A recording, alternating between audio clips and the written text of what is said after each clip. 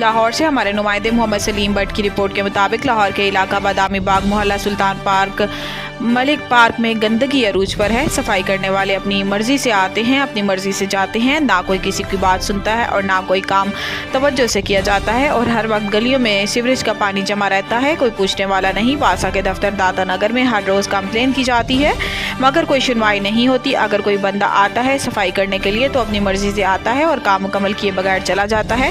اب یہ ہم حکومت کی غفلت سمجھیں یا حکومت کے نامزد کیے ہوئے بندوں کی غفلت سمجھیں یا پھر ان محکموں کی غفلت سمجھیں، عوام تو رل گئی۔ ان کاموں کو پورا کروانے کے چکر میں کس کے پاس جائیں، کیا کریں، گندگی میں رہیں یا پھر ان اداروں کو چکر لگا لگا کر اپنے آپ کو ذلیل و خوار کریں۔ ہماری حکومت وقت کے وزیر اعلیٰ مریم نواز سے اپیل ہے کہ ان سرکاری اداروں کو سدھارا جائے اور عوام کو ذلیل ہونے سے بچایا جائے۔ عام عوام کو تو ایسے جیسے کچھ سمجھا ہی نہیں جاتا، جیسے ان کا کوئی وجود ہی نہیں ہے، حالانکہ ہر قسم کے ٹیکسز عام عوام ادا کر رہی ہے بلوں کے ذریعے۔ اس کے باوجود بھی ایسا لگتا ہے کہ جیسے عوام ہی ان سرکاری محکموں کی غلام ہے۔ خدا را اس غلامی سے ہمیں چھٹکارا دلایا جائے۔